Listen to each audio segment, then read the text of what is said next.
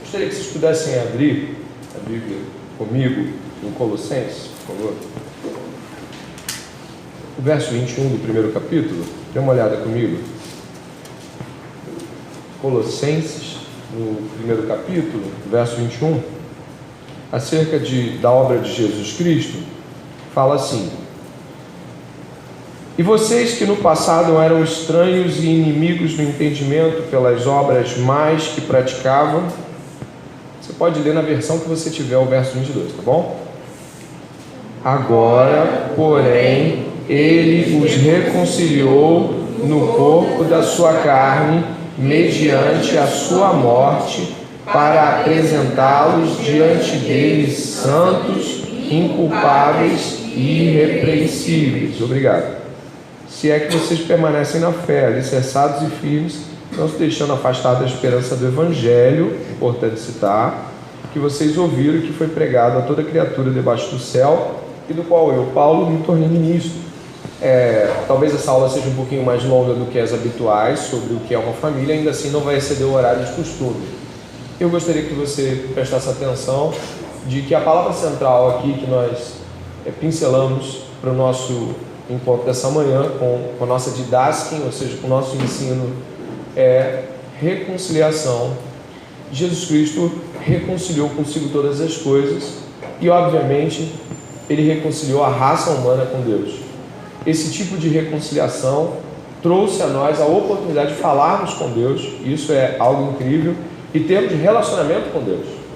Nós já havíamos perdido esse relacionamento. Portanto, hoje, eu gostaria de abordar o seguinte tema com vocês. Nós vamos estar tratando de o que é uma família, baseado no livro homônimo de Edith Schaeffer.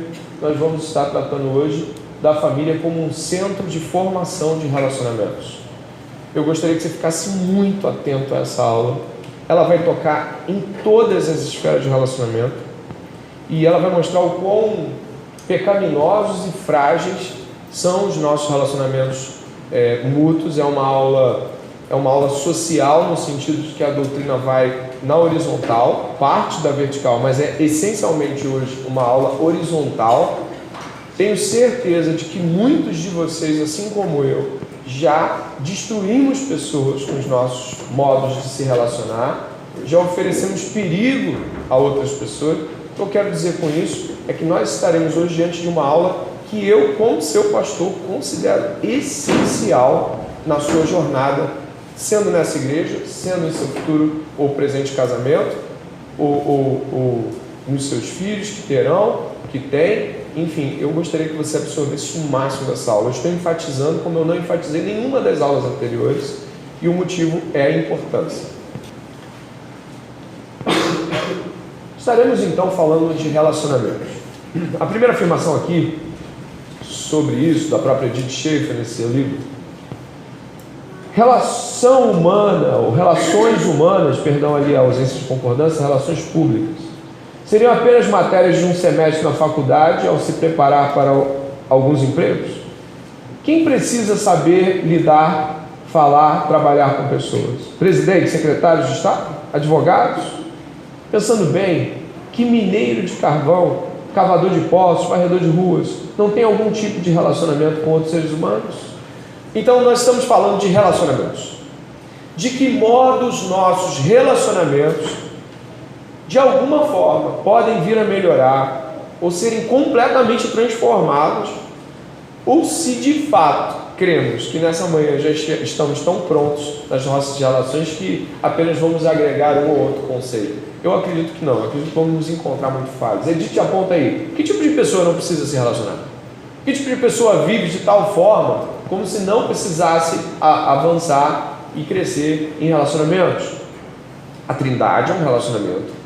A Trindade é o nosso Deus que tripersonalmente se relaciona. Portanto, a ideia de sermos feitos imagem de Deus é uma ideia de que Deus propõe que sejamos relacionais, porque a Trindade nos fez.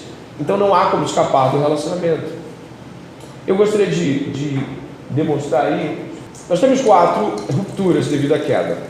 A primeira ruptura foi um relacionamento com Deus. Ele foi rompido. Nós não podemos nos relacionar com Deus se Deus não vier a ter conosco. O segundo relacionamento foi consigo mesmo. Não nos entendemos. Somos confusos e perturbados em nossa mente. Se deixar a gente sozinho, a gente se confunde a ponto de se matar. Nós rompemos com o próximo. Incrivelmente, nos colocamos numa posição onde ferimos até aqueles que deveríamos amar. E nós rompemos com a natureza. Destruímos a natureza, não compreendemos a natureza, usurpamos da natureza ao invés de mordomos, somos destruidores. Essas 4 rupturas, elas são muito claras e elas são muito nítidas, até pela construção do capítulo 3 de Gênesis, onde você vai ter Deus chamando o homem, percebe? Não é o homem que caiu procurando Deus. O que o homem está fazendo? Adão, onde você está? O que significa? Adão foge da presença de Deus e Deus vai até Adão. Adão está confuso. Qual o sentimento que ele está sentindo ali naquele momento? Ele está com o quê? Com medo. Está confuso. Ele está em crise. Depois, em seguida, Deus faz uma pergunta: o que aconteceu? E ele fala para o lado: foi ela. Relacionamento humano. Em seguida, o que Deus tem de fazer para tirar Adão daquilo tudo ali é tirar ele, cobri-lo, né? Primeiramente ele cobre Adão, um animal precisa ser morto, a natureza entra em conflito. Deus vai dizer inclusive que a natureza passa a ser contrária a Adão, de certa forma. Se não fosse a graça de Deus ainda sobre a natureza seria completamente hostil, cardos e abrolhos, ou seja, espinhos. A natureza entra em um estado de transformação e Adão passa agora a ter que ralar muito para comer, não vem fácil. Então estamos em guerra, em conflito. A compreensão disso é essencial, porque se nós não entendemos essa realidade, vamos estar achando que está fácil viver nesse mundo e não está. E eu gostaria de continuar dizendo, por favor, e aqui mesmo na questão da Edith, o que é uma família. Ela continua dizendo: uma família é o centro de formação de relacionamentos humanos. A família é onde o profundo entendimento de que as pessoas são significativas, importantes, valiosas, com propósito na vida, precisa ser aprendido em tenridade. A família é onde as crianças precisam aprender que os seres humanos foram criados o quê? Entende por que devemos valorizar os relacionamentos? Estamos nos relacionando com pessoas que são a imagem de Deus. Precisamos nos esforçar para que sejamos a elas respeitosos, valorizadores, encorajadores. Não podemos tratar as pessoas como se elas nada fossem, porque elas são a imagem de Deus. E, portanto, são muito especiais no universo.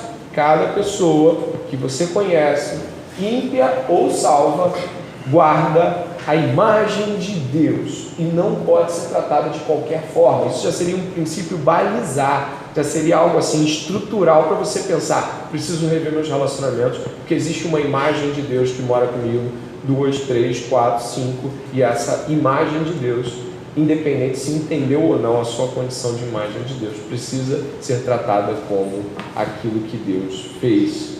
Amém? Então é preciso essa compreensão.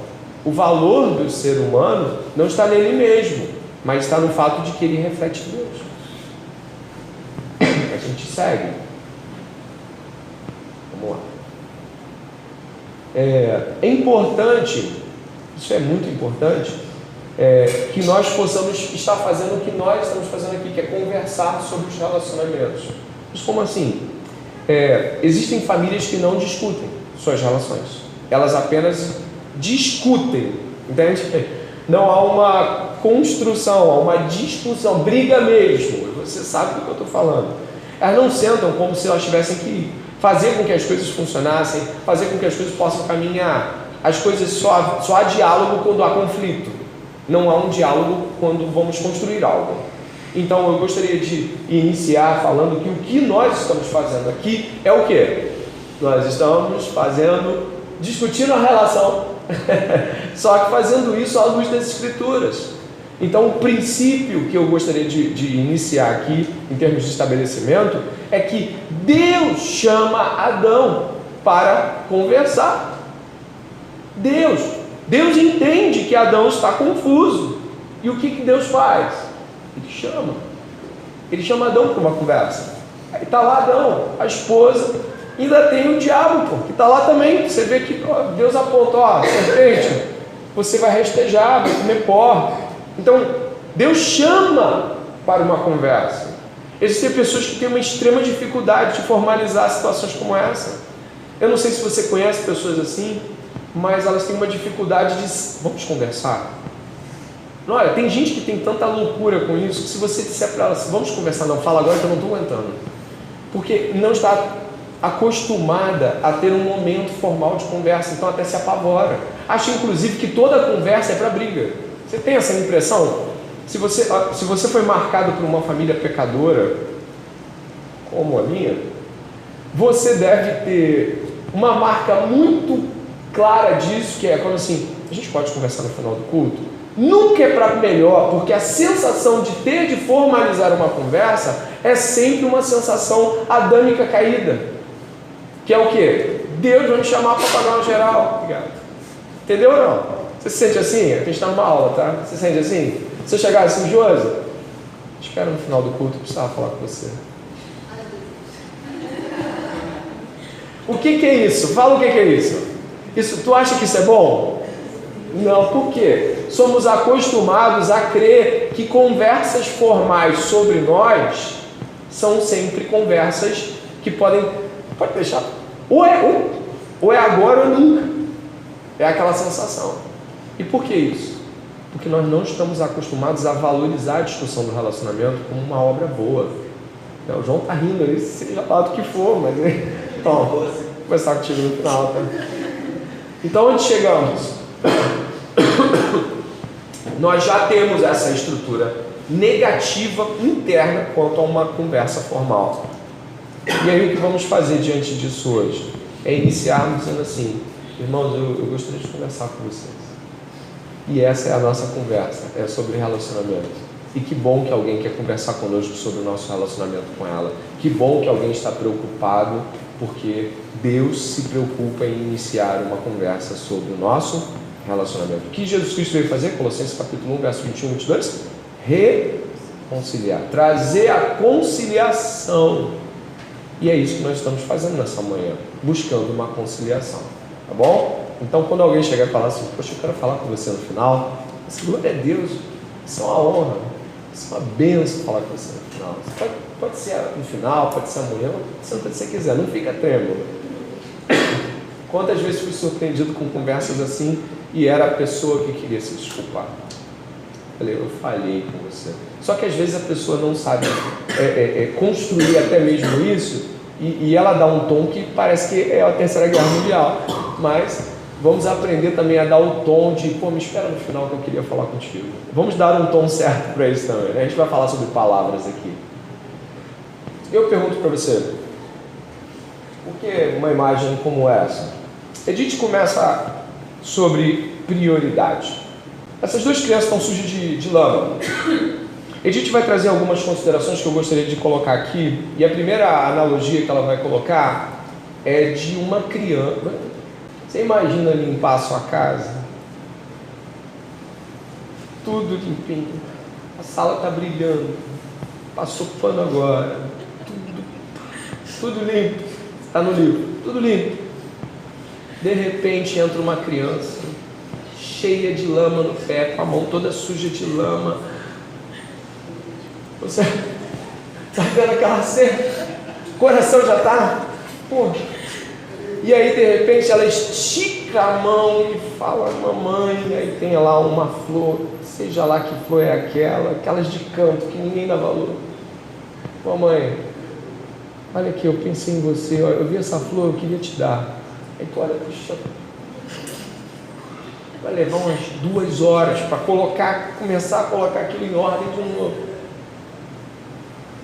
Aí Edith propõe o seguinte: você deixa a criança chegar, já que não tem mais como parar. Você deixa a criança chegar e ela falar e valoriza o relacionamento. Ou você já chega dali no primeiro passo, não, você não dá valor à sua mãe, você não sabe, meu Deus do céu, e já começa a tremer. Ou você deixa essa criança, já deu o primeiro, não tem como parar, ela não está vindo, você não consegue falar assim, espera, eu já venho. já está tudo destruído, entrou pisando no piso e no tapete. Tapete Ou você espera, já não tem como mudar a cena, você só pode trabalhar com o que você tem ali. Ou você pega e fala assim, que maravilhoso, vamos colocar num jarro e vamos colocar na mesa de almoço hoje. Naquele momento não há como corrigir. Não há como corrigir por um motivo muito simples. Aquilo que foi na direção daquela mãe era maior do que seu tapete e seu chão. E há um momento onde ela vai poder falar assim, olha, quando você pensar na mamãe de novo, você grita que eu vou. Mas aquele momento é um momento onde a criança pensou na mamãe. E ela precisa ser valorizada, enquanto o fato dela ter valorizado alguém pensando nela, longe dela. Crianças têm esses rompantes. Elas querem sair para mostrar o que fizeram. Olha o que eu fiz! Às vezes não é para você, mas olha o que eu fiz, olha o que eu fiz, olha o que eu fiz! E nisso vai empurrando tudo pela frente, vai jogando tudo pela frente. Ou você corrige, ou você valoriza e depois dá a continuação daquilo no momento que aquilo não destruir o que de fato de grandioso tem. E aí o que a gente vai propor nessa construção é qual é a sua prioridade. Solução para brigas, discussões, diferenças de opinião, grosserias proferidas por outra pessoa, tratamento injusto, atos de egoísmo, desdém para com o direito de outra pessoa, não consiste em se separar e procurar outros seres humanos com quem viver, mas se reiterar a necessidade de compreensão e procurar encontrar soluções. Soluções o quê? Possíveis, mesmo que não sejam perfeitas. Perfeito era o chão limpo, né? E a flor na mão. Mas das duas, uma, ou tu escolhe o chão naquele momento, tu escolhe o teu chão ou a criança. Existem coisas das quais nós não nos percebemos, mas são coisas que destroem as pessoas paulatinamente. E Jesus muito sabiamente, no momento de ensino, talvez no momento de confusão, no momento de situação adversa, viu que as crianças estavam sendo rejeitadas em sua aproximação, e ele disse, não impeça as crianças. E as crianças vieram até ele orou com elas, colocou no colo e abençoou. Naquele momento Jesus teve a sensibilidade de que, apesar da situação, era conveniente de que elas pudessem ter essa proximidade, apesar de ser um momento difícil. Às vezes nós não temos a sensibilidade de perceber que existem momentos onde a gente acha que tem o direito de ser mais grosso. Peraí, você não está vendo? Olha, esse fulano não tem visão. Nós temos essa arrogância de não perceber que a pessoa não percebeu. E aí, ao invés de estarmos de fato corrigindo, estamos destruindo. E até mesmo destruindo um relacionamento que nem existe, porque tem pessoas que não se aproximam de nós por algumas coisas que nós dissemos em algum momento, que afastaram delas a oportunidade e deixaram elas até com medo de se relacionar conosco. A busca de Jesus por deixar as crianças se aproximar é louvável, porque notadamente ele era um mestre muito procurado. Aqueles que acompanham o ministério de Jesus nos evangelhos percebem claramente que arrastava multidões às vezes, a ponto de cegos gritando serem cala a boca aí.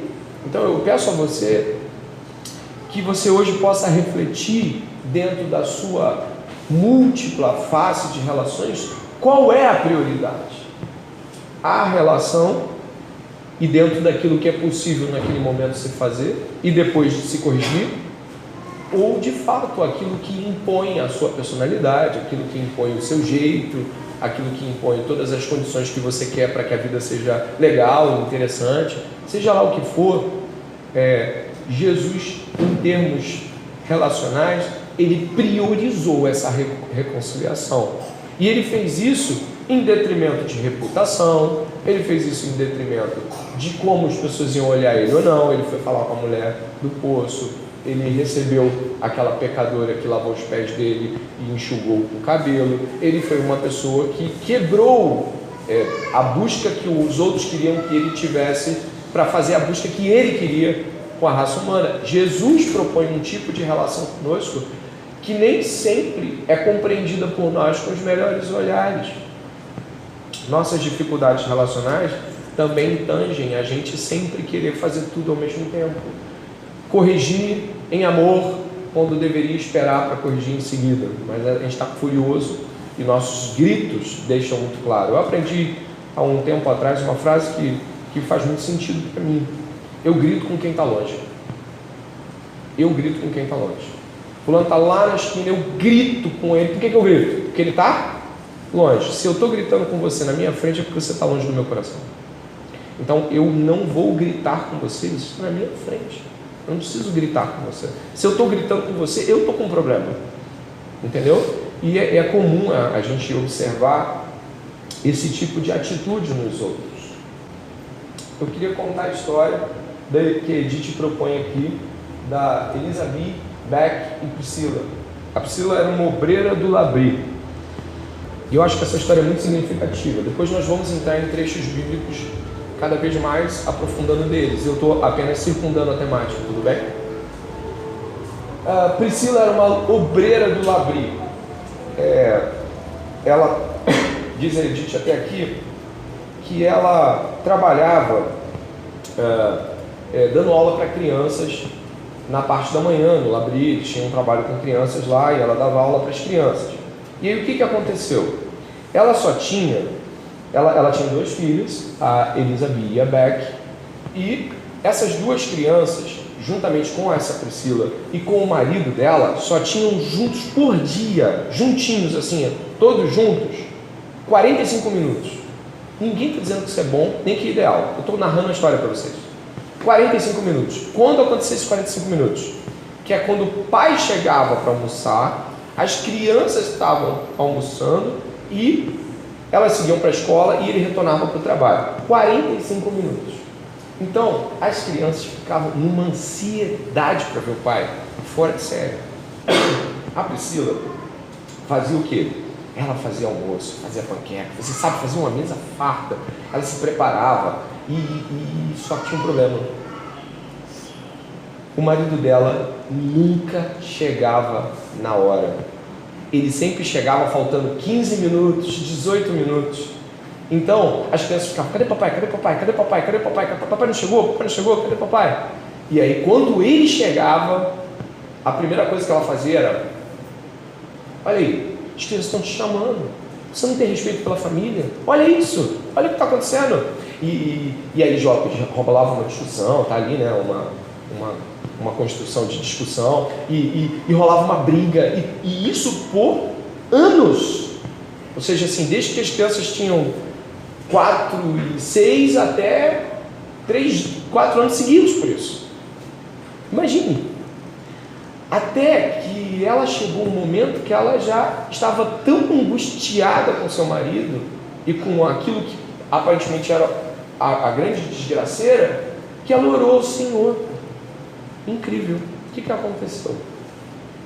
Ela orou ao Senhor e aí Deus deu uma direção para ela, que no dia do aniversário dele, eles iam fazer uma surpresa especial para o marido da Priscila. Qual era a surpresa? Ela foi lá com as crianças no almoço dele com uma carta de presente. Abraçaram o pai, abraçou o marido, deixou a carta. O que estava escrito na carta? Meu amor, por 2 meses, nenhum de nós vai lhe cobrar nada, e eu também não vou.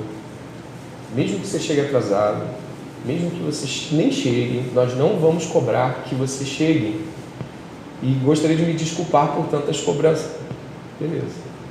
E aí, primeiro dia, as crianças olhando para a mãe assim: será que ela vai cumprir o acordo? Ele chegou faltando 8 minutos para acabar aquele momento de família. Quando ele chegou: ô meu amor, que bom que você veio. Olha, a Debbie tirou nota alta na escola, essa é a narrativa dela. E, poxa, a professora dela falou que ela tem jeito para matemática. E o marido assim. E passou uma semana, e passou 2 semanas, e passou 1 mês, e passou 2 meses. E o clima à mesa era maravilhoso. Era um clima de alegria, de descontração. Sabe o que aconteceu com o marido? Tá curioso, né? Nada. Ele continuou chegando atrasado. Mas as crianças ficavam tão ansiosas pela hora do almoço que pediam para a mamãe começar antes a reunião do almoço e as conversas e todo o compartilhamento. Porque, e aí a Edith coloca isso de uma maneira muito clara, ela fala assim, o tempo não volta. Ou você vai usar ele destruindo e reclamando, ou você vai usar ele dentro daquilo que Deus tornou possível de ser. Cada um de nós tem relacionamentos difíceis. Muito tem gente na nossa vida que eu não entendo porque não muda. Tem ou não? Tem. Mas o tempo volta. Você pode escolher passar reclamando daquelas pessoas ou tornando o ambiente o máximo alegre, amistoso e gentil. E é isso que se espera de um cristão. Particularmente, eu consigo ver Jesus enquadrado dentro de uma questão como essa. Eu gostaria de que você pensasse profundamente no como gasta seu tempo reclamando de coisas que não vão mudar. Ora, as crianças inclusive passaram a ter uma imagem melhor do pai, porque a mãe parou de falar mal dele. E fico pensando profundamente sobre como nós lidamos com pessoas assim e lidamos com nós mesmos quando estamos diante da oportunidade de tornar um ambiente agradável, onde a presença do Espírito Santo, que traz alegria, é notada, ou nós escolhemos destruir e angustiar aquele momento. Assim, tem pessoas que, inclusive, quando estão mal, destroem todo o ambiente. E elas atraem para si a atenção estando mal. Isso não significa encobrir sua tristeza, mas saber lidar com o fato de que, embora tristes, podemos nos aproximar de alguém e falar assim, pô, fica aqui do meu lado que eu não estou muito bem, não. Me dá uma ajuda hoje aqui. Você não tem o direito, por pior que esteja, de destruir tudo ao seu redor. E por mais indignado que esteja, acabar com a alegria que o Senhor está, de repente, transbordando na vida de muitas pessoas. Você não tem esse direito. E mais do que isso, Jesus Cristo aproveitou cada momento para trazer esperança. A Edith fala de algo muito interessante, de que nós somos o povo da esperança. A gente vive de algo que ainda não viveu. A gente aponta para algo que a gente ainda vai tocar. É estranho pensar que o povo da esperança pode ter reclamação nos lábios. Pensa no povo de Israel, que deveria ser o povo da esperança e foi o povo da reclamação. E por terem se reclamado tanto, ficaram prostrados no deserto. Nós temos uma chance hoje de repensar o modo como nós lidamos com pessoas difíceis, situações difíceis e situações não possíveis, não ideais. A Edith propõe nesse livro algo interessante. Faça aquilo que for possível e se alegre dentro do que é possível se alegrar. Não viva achando que toda vez que as coisas não aconteceram como você gostaria, é porque elas não aconteceram como poderiam acontecer. Deus dá a graça para que você suporte as situações mais adversas, mais conflituosas. A disposição correta de coração, o que ajudaria a mudar isso? A pergunta é, a reação à pergunta, o que ajudaria a mudar isso e a espera de uma ideia, reconhecendo a criatividade envolvida na área dos relacionamentos humanos, deve ocorrer, pelo menos, a uma das pessoas envolvidas. A percepção de que isso, seja o que for, não significa o fim de tudo. Olha essa parte aqui, não é o fim de tudo. Será um entendimento iniciado na infância, crescente, que se aprofunda e continua ao longo da diversidade de demonstrações de inúmeras soluções para as dificuldades sempre mutáveis. Não é o fim de tudo. Temos que trazer a consequência de que Deus, e aí gosto de usar os recursos linguísticos do Marcos, às vezes Deus é o fim último, né, Marcos? Deus é o final da história, é o começo e o fim da história. E nós temos dificuldade de colocar isso dessa forma. Então, uma desilusão, uma briga, uma frustração acabam parecendo que é o fim da história humana. E nós, o povo da esperança, trazemos a pergunta: o que a gente pode fazer nesse momento para ajudar isso? Existe algo que podemos fazer para mudar isso agora? Existe algo que podemos fazer para melhorar isso? Acredito que nós temos pouca fé na área de relacionamentos. E digo isso porque a maior parte das vezes que nós temos problemas de conflito em relacionamentos, nós não oramos. Nós fechamos a cara, ou saímos, ou discutimos, ou coisas assim, mas não oramos. Não oramos assim. Vamos supor que a gente esteja com uma pessoa cristã, né? A gente pode orar mentalmente, estando com um ímpio, mas como cristão, vai orar um pouquinho. A coisa não está legal, né? Vamos orar? Vamos orar? Senhor, a gente está discutindo aqui, a gente não está achando um caminho. Mostra-nos o que pode ajudar. Fazemos isso? Fala. Não temos fé na hora de relacionarmos. A gente não age como se fosse de fato precisar de Jesus para resolver aquele conflito. Por isso eu te convido a experimentar em momentos de conflito com quem quer que seja. Sendo um cristão, ore. Poxa, vamos orar aqui agora? Irmão, irmã, está complicado. Vamos orar?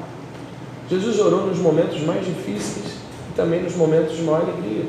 Ele orou diante da ressurreição de Lázaro, orou diante da entrega no Getsemane, rogou ao Pai na cruz, orou antes das escolhas dos discípulos. Ele ensinou as pessoas a orarem, e parece que nós não usamos a oração, se assim podemos dizer, como algo que é parte integrante dos relacionamentos. O que eu estou querendo dizer com oração?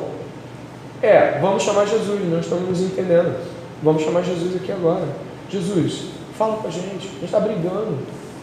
Parece que cristãos esquecem que Jesus é a chave dos seus relacionamentos para qualquer pessoa. E às vezes a gente tem até vergonha de fazer isso. Vai dizer que não. Está discutindo aí? Aí eu e a Adonias brigando, sempre briga. Aí eu estou brigando com a Adonias, e ele fala, não, André, não considera, de repente o negócio esquenta. Falei, vamos orar. Estranho. Mas por que é estranho? Porque não cremos que Jesus deva ser parte, desculpe a terminologia, mas Jesus deva estar no nosso relacionamento. Quantas vezes você fez isso? Poucas, não é? Quem nunca fez isso? Pode falar, levanta a mão, não tem vergonha não. Quem nunca fez. Mas nunca fez, talvez porque não foi ensinado, ou talvez porque nem creia que isso de fato vai mudar. A Daina está lendo esse livro e eu li o primeiro capítulo. Peguei disponível na internet o primeiro capítulo. Fantástico o livro, né? O livro é muito bom. E a Daina está elogiando muito esse livro. Guerra das Palavras. O Paul Tripp assinala a nossa imensa dificuldade de lidar com as nossas palavras. Quem aqui considera que tem dificuldade de se expressar verbalmente, que já foi mal entendido muitas vezes? Levanta a mão aí. Eita, 2 mãos da Samara, pé e mão da Tamires. Olivia também, Olivia? Tá certo. Papai entende. Guerra das Palavras. Eu pensei que você estava com raiva. Não, eu estava tranquilo. Nossa, você foi grosso. Não. E eu? Você estava triste? Não. Como pode isso? Muito claro, a queda afetou as nossas palavras. Ou esperava que a nossa fala não seria afetada pela queda? Óbvio que sim. Então, o Paul Tripp, nesse livro, ele nos orienta a algumas perspectivas que eu considero muito salutares na nossa discussão sobre esse tema. Pense comigo sobre a importância dessa área de nossas vidas. Precisamos começar reconhecendo que as primeiras palavras não foram ditas por um ser humano. As primeiras palavras proferidas foram ditas por quem? Deus. Talvez uma das maneiras pelas quais sou mais obviamente parecido com Deus é o fato de que, como Deus, eu falo. Você e eu nunca compreenderemos a profunda importância das palavras, a não ser que tomemos isso como princípio. As palavras pertencem ao Senhor. O que isso significa é que toda vez que você se apropria de palavras como se fossem suas palavras se tornam desprotegidas contra as dificuldades. Você nunca disse uma palavra que pertencesse a você. porque as palavras pertencem ao Senhor. Duro isso, não? Paul Tripp traz aqui algo que para nós parece às vezes só o nosso jeito. Ele traz aqui, primeiro, que a palavra, as palavras, a comunicação, os pronunciamentos, eles não nascem em nós. A sua origem é divina. Deus fala, então nós falamos. Então falar remete a Deus, o Deus que fala. Se nós acreditamos que as nossas expressões verbais, ou o dom da fala é nosso, sabe? É como se fosse assim, é o meu jeito. Nós estamos desconsiderando que a fala é parte da imagem dele, é parte da expressão da imagem de Deus em nós. E aí eu faço algumas retóricas aqui. As pessoas reclamam que sua fala não é compreendida. As pessoas costumam reclamar que as suas falas não expressam os sentimentos que você disse que elas deveriam expressar. Você costuma ver pessoas olhando para você sem entender diretamente o que você quer falar com isso. Você costuma receber depois uma ou outra pessoa que diz assim: aquilo que você me falou me feriu muito. E aquilo te surpreende. Há pecado nas nossas falas, há desorientação pecaminosa na nossa fala. E se existe uma coisa muito terrível nisso, é o não reconhecimento dessa desorientação, dessa destruição que nós causamos com as nossas palavras. Nos casamentos, isso é banquete para muitas discussões. Não, mas você não falou assim, você falou de outro jeito. Você falou mais bravo.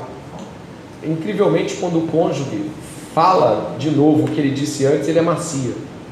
Ele fala: não, mas eu falei assim, eu não falei com essa raiva toda. Nós, em termos de igreja, dependemos fundamentalmente disso. A igreja se move pelas palavras. Os gestos acompanham, estão coadunados, mas uma igreja que não sabe se relacionar verbalmente vai destruir-se mutuamente. É uma igreja que vai ferir-se mutuamente.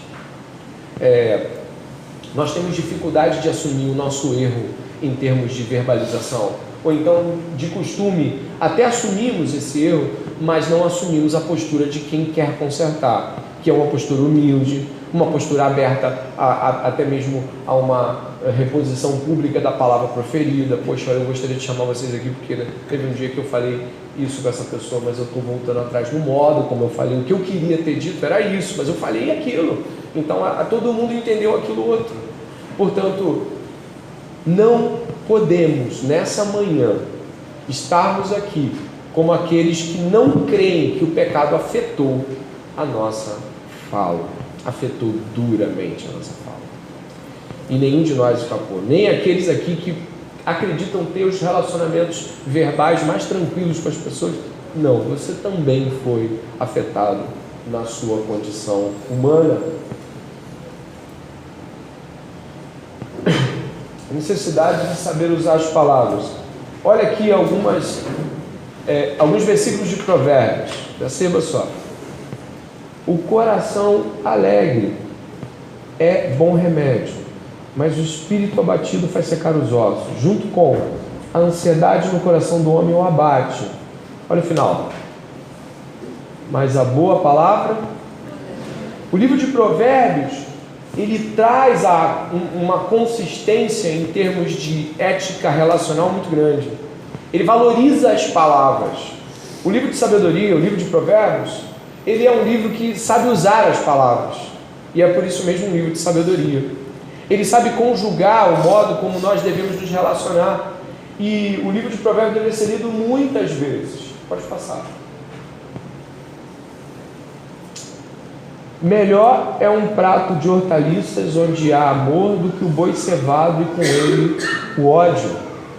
O autor de Provérbios aqui está dizendo que é melhor que você esteja num lugar onde as pessoas se tratam amorosamente, mas você come com simplicidade, você não tem aquelas coisas que você tem em casa, de repente em casa você tem melhor. Quantas vezes eu já recebi pessoas que falam assim: poxa, aqui é simples, mas às vezes eu tenho paz, às vezes eu não consigo essa paz em casa.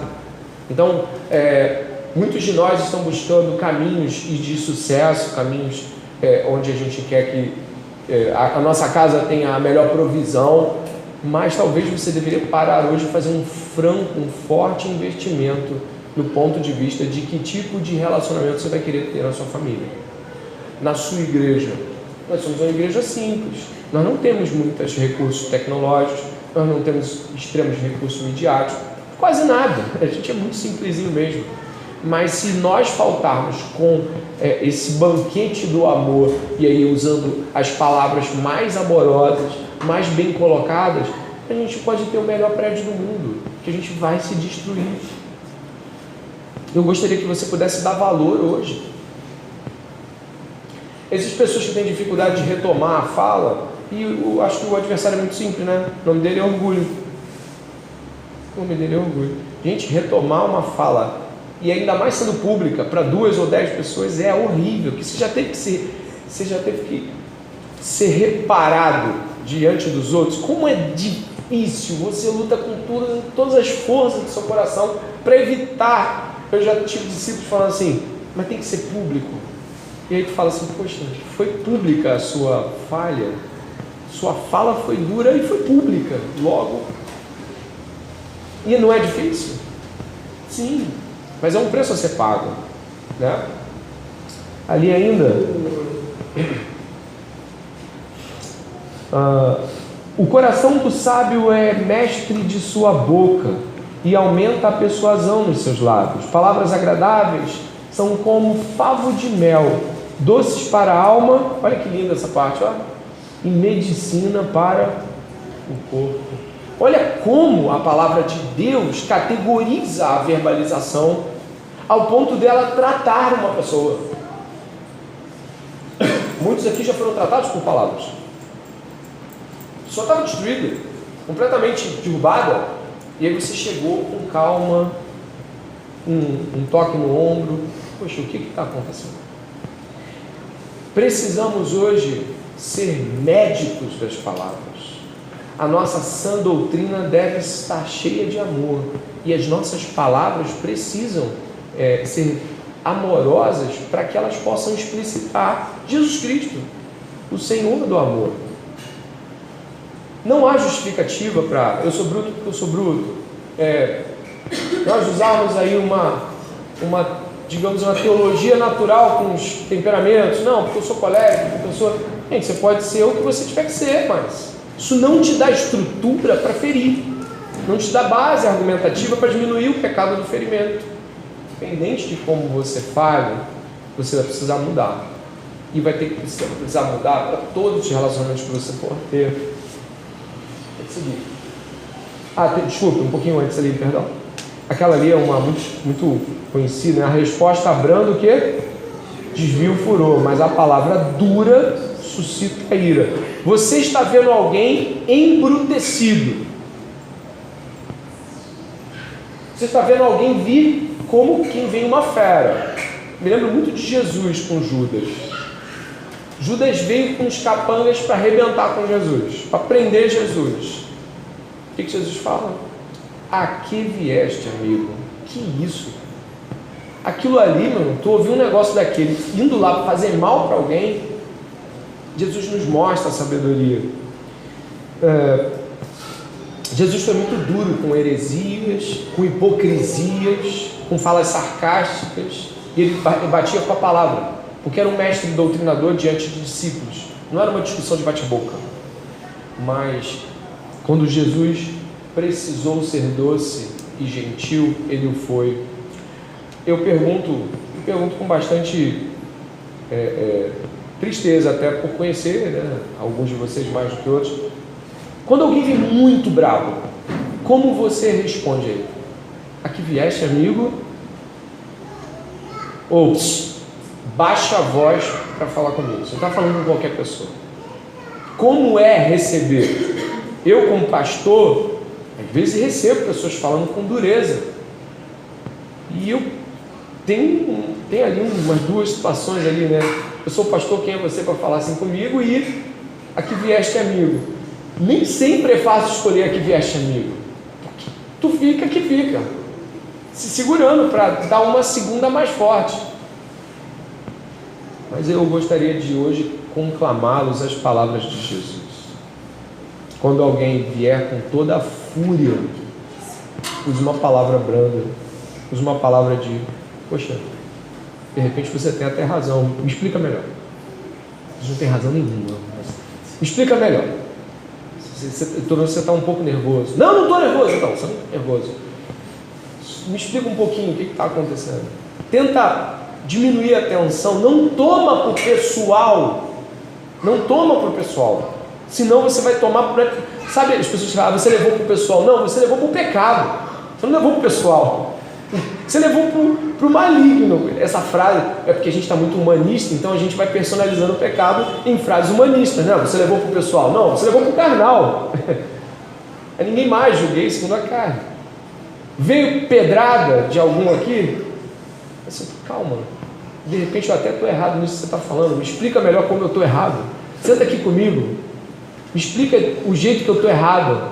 Não, você está muito errado, você é um idiota. De repente eu até sou mesmo, mas eu só estou precisando entender como é que eu sou. Entendeu? Porque naquele momento, a palavra dura vai gerar ainda mais dureza e mais dureza e mais dureza. É claro que o Espírito Santo vai te dar sabedoria em momentos onde as pessoas estão tentando desafiar autoridades, e você, como uma autoridade com bastante respeito, vai falar, por favor, eu gostaria que você se sentasse, não é um local adequado para isso, por favor, ainda com respeito, com amor.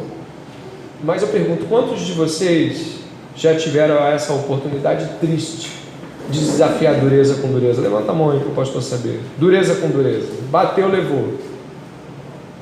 Em casa é mais fácil, né? Bateu, levou. Aqui na igreja a gente até fica tentando botar uma máscara, não é isso? Mas em casa é mais difícil.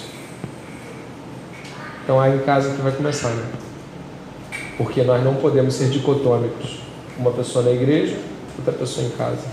Isso não existe. Não é? É muito fácil esconder nossas máscaras em casa. Uma pessoa veio aqui há pouco tempo, né? E falou comigo assim, visitante. Poxa, eu estou mudando. Eu falei, pô, graças a Deus. E em casa? Não, em casa ainda não consegui. Então não conseguiu ainda. Porque em casa a gente tem relacionamentos que não vão se desfazer geralmente. É o marido, é a esposa, é o pai, é a mãe, é o tio, é a avó. E o pessoal não vai embora. Não pode brigar, meu irmão, que vai continuar avô, continuar marido, continuar esposa. Então o que acontece? A gente solta a manga, fala na cara, não é isso? E é nesses que a gente tem que ter mais cuidado ainda, porque são relacionamentos permanentes. Logo é ali mesmo que eu devia ter mais tato, né?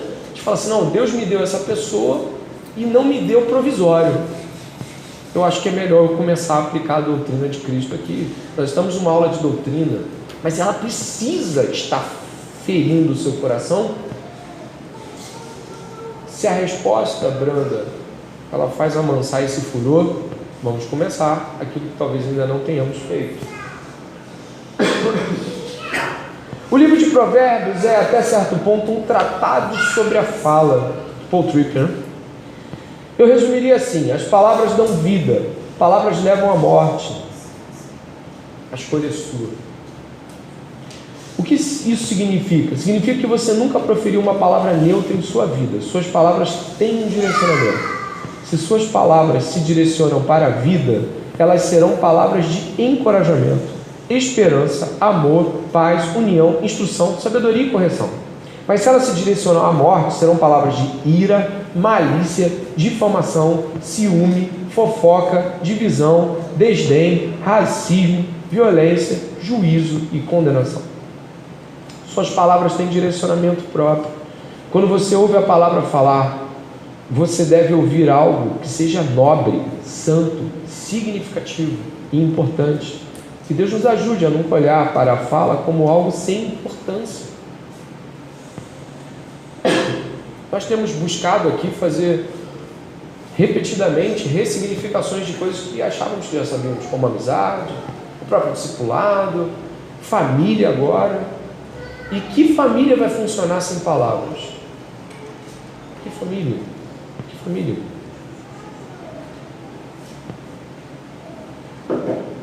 Nesse momento, acredito que cada um de nós está pensando em nossos relacionamentos. E do modo talvez até, eu espero que você não esteja pensando do pior modo. Sabe qual é o pior modo? Mas pastor, você não conhece a minha casa. Esse é o pior modo. Eu não conheço. Mas eu pergunto, a palavra de Deus vai ser arrancada das páginas só porque eu não conheço tua casa? Tem uma parte de Provérbios que não vale para tua casa? É isso? Então, por exemplo, o provérbio, não, o capítulo 12 é só para a casa da Larissa. O capítulo 13 a gente usa na família e depois no Euler. Mas o capítulo 20 e pouco não é proibido. Isso não existe, a Bíblia toda, para todos nós. Então, se a palavra é com furor, a minha é com brandura. A igreja está entendendo isso, não é? E está entendendo que dura esse discurso quando aplicado.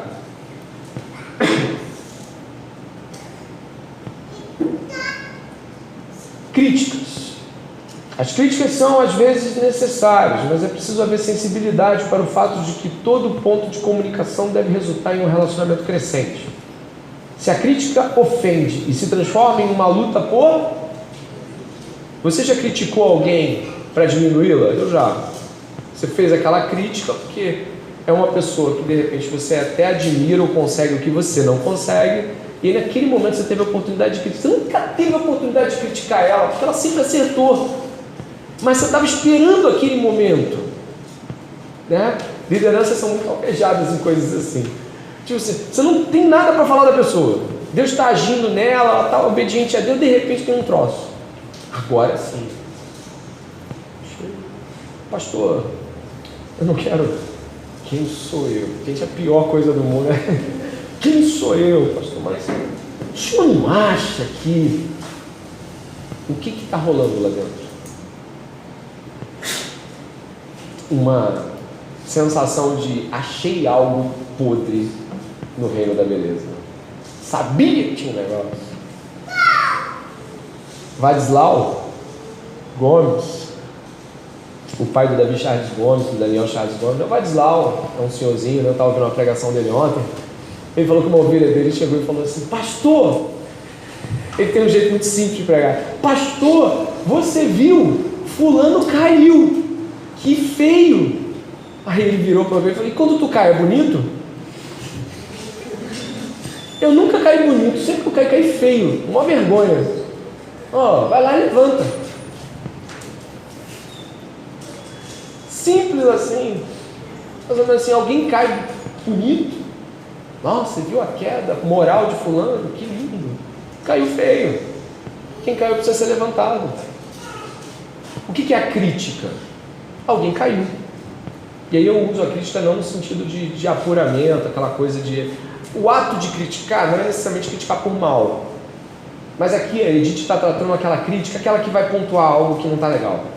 Sabe? Tem a crítica que vai dizer está legal e tem a crítica que vai dizer não está legal. Então, como você faz a não está legal? Quando alguém dá uma palavra aqui à frente, faz uma leitura, traz um cântico, você mede as intenções de procurá-la? Já procurou alguém por porfia? Eu já. Vocês têm medo que eu me confesse aqui, mas olha, eu já. Tá com raiva da pessoa. Ela foi lá, fez uma besteira. Só que negócio é esse? Tem que estudar mais. Isso. O que eu estava querendo com aquilo? A pessoa está na minha igreja, junto comigo, pagando um preço danado. E eu estou aqui criticando para o mal. Você também já deve ter feito alguma crítica para o mal. E ela geralmente vem sem a reflexão da graça. Nós precisamos da graça de Deus para criticar as pessoas.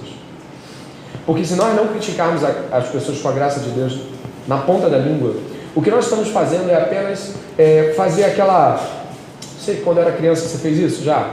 Com um amiguinho, sabe? 1-0 para você. Já fez isso? 2-0 para você. Cara, que coisa horrível isso, né? Pois é, se isso não é uma brincadeira, muito com cara de brincadeira e os dois estão rindo, isso é horrível. 2, tá? Deixa eu te lembrar, ó. Hoje de manhã, agora à tarde, agora à noite. Você fez isso aqui, que você disse que eu estou errado, não foi? Você falou para mim? Que eu erro muito nisso, né?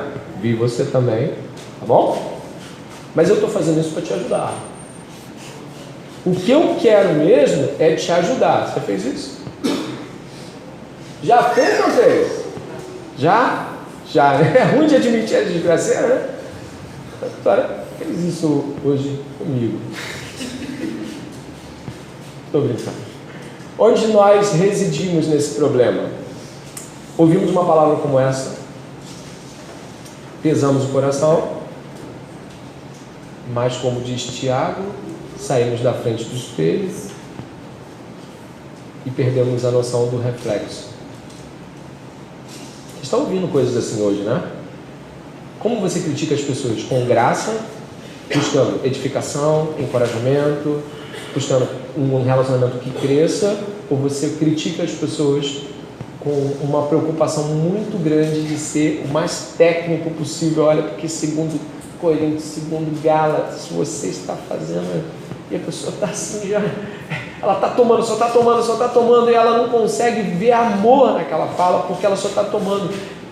Embora muitas das coisas que a gente fale uns para os outros, às vezes sejam cobertas de razão, elas são ausentes de amor, e portanto, elas não conseguem alcançar o seu objetivo, porque nós estamos sentindo mais a dor do que a própria consistência das falas. Já aquelas pessoas que não conseguem corrigir as pessoas porque temem perder relacionamentos, e elas já são fracassadas nos seus relacionamentos, porque elas temem fazê-las melhorar, e aí ela acha que o melhor é ter um relacionamento do que melhorá-lo. Não é possível, a correção tem que estar lá, a crítica tem que estar lá, mas ela tem que ser cheia de amor. Algumas pessoas vão entender você se você colocar a mão no ombro delas, como eu.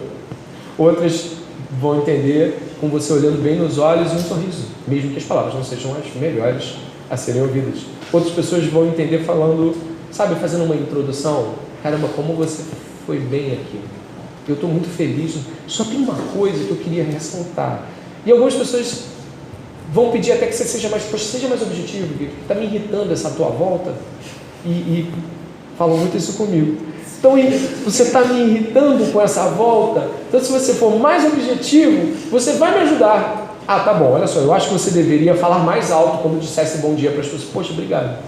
Porque ela está se irritando com o fato de que você não consegue ser comunicável. Aí quando ela fala assim, poxa, você dá muita volta na fala, ao invés de você pegar assim, poxa, me ajuda aí, como é que eu falo contigo? É mais assim, olha, eu acho que você está errado nisso. Isso! É a melhor coisa do mundo. Não, você se ofende com o que ela disse. Ó, você dá muita volta na fala. Também não falo mais. Vamos fazer assim? Não falo mais. Ó, você não vai ouvir mais eu falando. Você já fez isso? Já me viu fazendo isso? E que é isso, irmão? Cuidado, o papel de acusador pegar no capeta.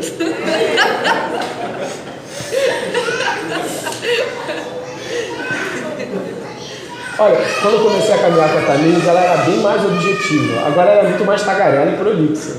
E ela falou que ela herdou de mim isso. Mas já teve tanto quebra-pau. Teve um dia, eu vou citar, a gente estava conversando. E aí, chegou um momento que já era fight. E detalhe, a sala estava cheia. Estava minha esposa, não sei se quem mais estava lá, e o pau cantando. E aí eu vou ressaltar aqui um ato nobre da Thaís. Eu falei, peraí, vamos começar de novo. Eu vou começar a falar tudo de novo. Porque o negócio já estava num fight terrível. Às vezes é necessário. Peraí, tá uma brigaiada.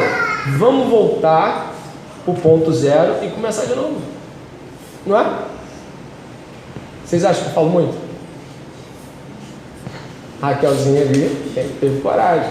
Me diz depois como é que eu faço contigo, tá bom? Aí você explica como é que eu desenvolvo essa construção. Eu estou brincando assim porque, além de estarmos de manhã, estamos falando de relacionamento. E eu estou falando de falas. Então, não estou jogando brincadeiras para tampar buracos e lacunas doutrinárias. Eu estou tentando mostrar para vocês que somos multifacetados. E se a minha boca fala para fora, eu preciso alcançar você do jeito que você consegue ser alcançado. Eu tenho um dever de ser comunicativo a você, que não significa que é igual para ela, igual para outro, igual para ele. Isso a gente vai cultivando. Pessoas orgulhosas acreditam que devam ser entendidas padrão, todo mundo. Cara, é o meu jeito de falar. É costume. Ou então assim, eu falo uma vez, falo duas, não entendeu, eu não falo mais. Fala 5. Fala 6, a pessoa não entendeu ainda, fala 7. É para você que você está falando, não é para o outro. Você já sabe, está na tua cabeça, pô. Está falando para o outro. Então, por favor, fale 8, fale 9, fale 10. Acredito que Jesus proferiu um discurso apenas sobre aquele tema? Acredito que não. A gente vê nos evangelhos até variações de uma parábola para outra, variações, sinal que aquilo foi repetido e repetido. As cartas paulinas são idênticas. Paulo mesmo fala que repete para que os outros sejam abençoados. É bênção para os outros repetirem. Nós não estamos aqui desconsiderando a característica de nenhum irmão, mas nós estamos aqui nos submetendo aos irmãos, falando de que modo eu faço me entender a você, como posso ajudar na nossa comunicação.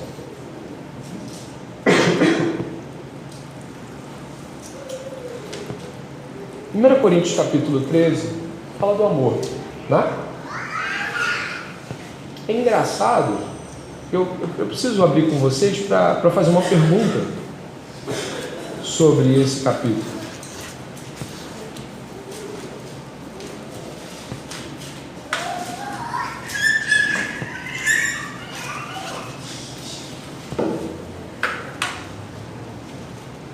Embora Jesus seja traduzido como um Deus de amor, e podemos certamente apontar todas essas afirmações para Jesus Cristo, sem dúvida nenhuma, e elas vão começar no verso 4 assim: o amor é paciente e bondoso, o amor não arde em ciúmes, não se conduz de forma inconveniente, não busca os seus próprios interesses, não se irrita, não se ressente do mal. O amor não se alegra com a injustiça, mas se alegra com a verdade. O amor tudo sofre, tudo crê, tudo espera, tudo suporta.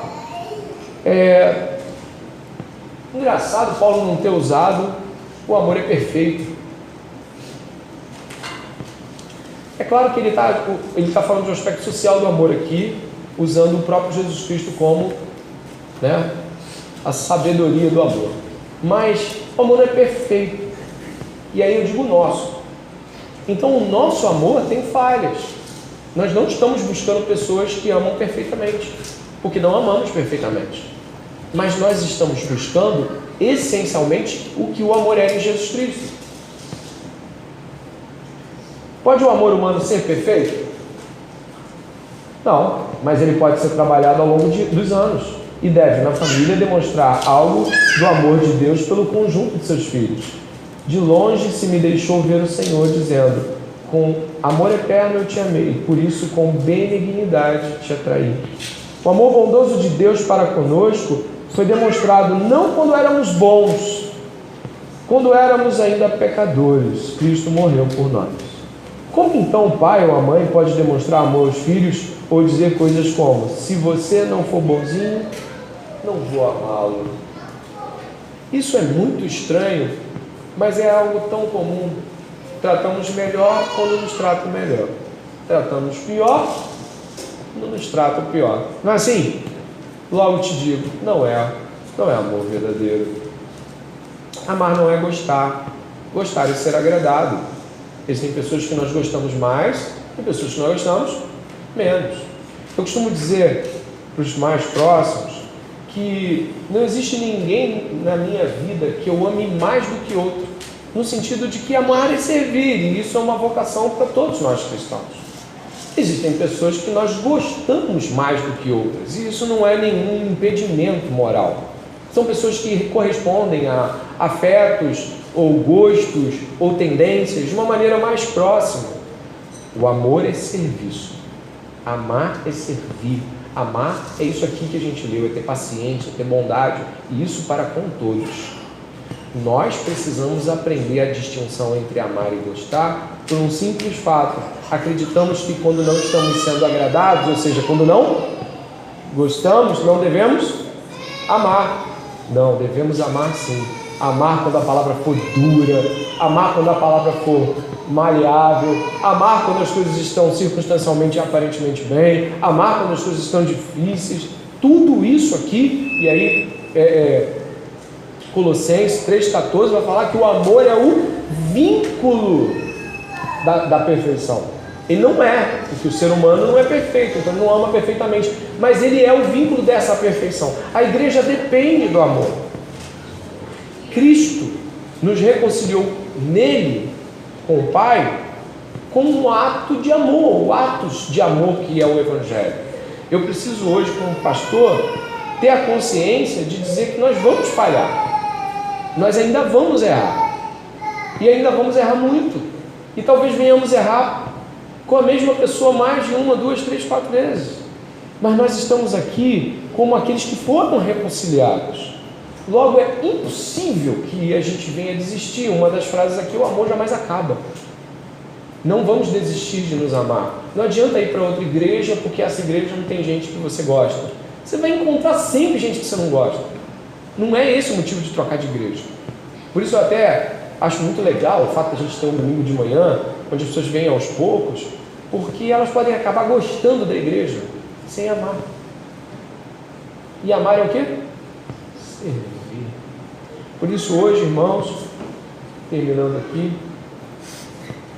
eu gostaria que você pudesse profundamente, antes de orarmos, eu pedir que você possa fazer uma outra consideração, pensar aqui na fala final do Paul Tripp. A confissão é essencial. Eu não sei você, mas eu não quero crer nisso. E ele vai dizer o quê? Eu, na verdade, quero acreditar que quando se trata de comunicação, o meu maior problema está fora de mim, não dentro. Não é isso que a gente pensa? Quando a gente acredita que está errado, o outro é que não entendeu errado. É o que me entendeu errado. Quero pensar que o problema está nos meus filhos, na minha esposa, nos meus vizinhos, no meu chefe. Quero pensar que o maior e mais grave problema de comunicação não existe dentro de mim, ele está fora de mim. Mas isso, queridos, é uma heresia muito perigosa, pois quando você for capaz de convencer a si mesmo de que seu maior e mais grave problema na vida está fora de você, você deixará de buscar a graça transformadora do Senhor Jesus Cristo. Mas todos nós tranquilizamos nossa consciência com essa heresia, dizendo a nós mesmos que dissemos o que dissemos somente porque nos contou ou fez algo para nós. Dizemos a nós mesmos que o nosso problema não está em nós, mas neles. E aí, irmãos? O que faremos diante de tal colocação hoje? Estamos em uma família espiritual. E o seu problema relacional não está no outro, mas está em você, porque tu é pecador. Pensar nisso hoje com profundidade realmente pode ser uma mudança absurda, em pouco tempo ou em longo tempo, dependendo da sua busca por Cristo nisso. Mas eu rogo ao Senhor que você possa estar interessado nessa mudança essa manhã, e que possa reconsiderar suas palavras e humildemente buscar a face do Senhor nessa mudança. Peço que você ore comigo nesse momento.